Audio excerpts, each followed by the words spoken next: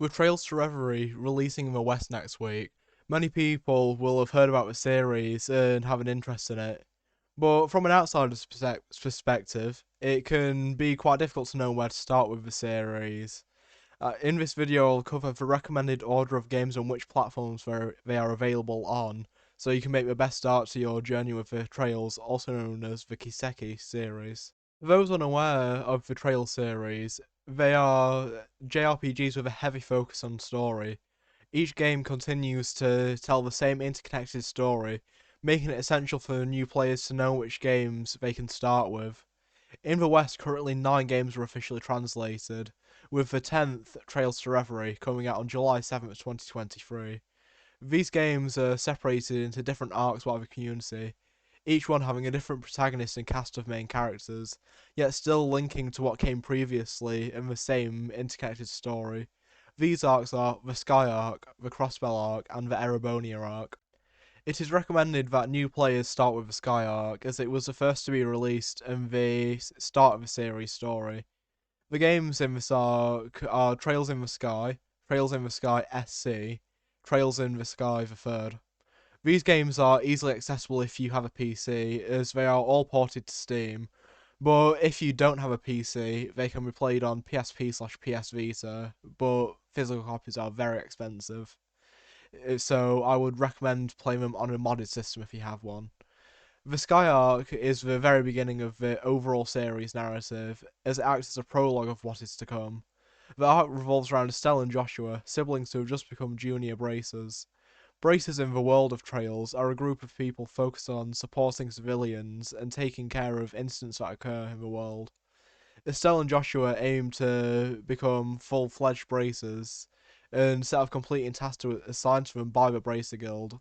They need to get 5 recommendations, one from each branch of the Bracer Guild in the Kingdom of Liberl.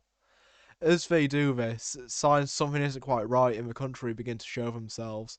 But I won't continue with the story of this arc, as I don't want to spoil any of the twists that happen. But if possible, these are the best games to start with.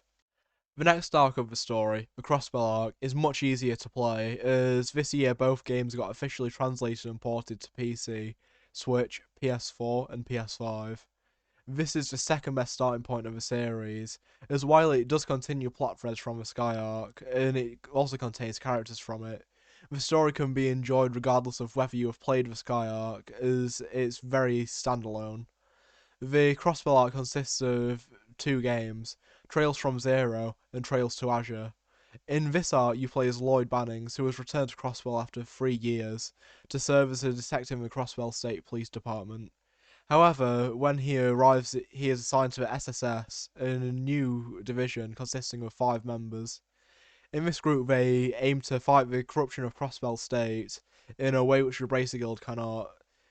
I would recommend this as the second best place to start the series, as all the characters and events that occur in this are integral to the Erebonia arc, which is the next one. The Erebonia arc is the longest and consists of 4 games, Trails of Cold Steel 1, 2, 3, and 4. These are by far the most popular games in the series and where I personally started. The arc focuses on Reen Schwarzer, a student who recently applied to Thor's military academy. However, when he arrives, he is put into a separate group of 9 students, forming Class 7. This class all come from varying different backgrounds and have different political beliefs and social standing.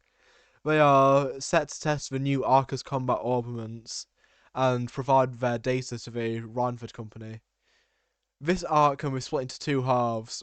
Trails of Cold Steel 1 and 2 tell the same story and are direct sequels to each other. Trails of Cold Steel 3 and 4 act as a conclusion to the Sky and Crossbell arc, and feature many returning characters from these games.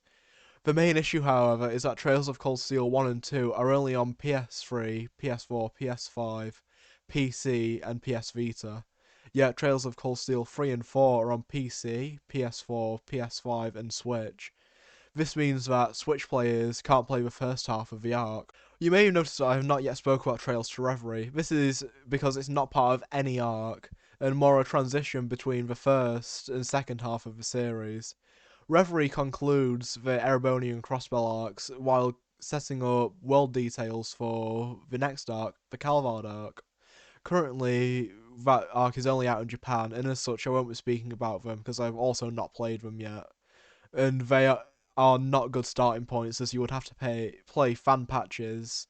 To recap, the best order to play the games in is Trails in the Sky, Trails in the Sky SC, Trails in the Sky the Third, Trails from Zero, Trails to Azure, Trails of Cold Steel, Trails of Cold Steel 2, Trails of Cold Steel 3, Trails of Cold Steel 4, and then Trails into Reverie. I just want to say that it's very important to know the love that everyone that I know has played this series has for it. Everyone loves the world building, loves the story, loves the music, loves the gameplay. All of it is top notch and excellent, and it has my highest recommendations to play it as a game designer. When it comes to what to play the series on, the best way to play them is on PC.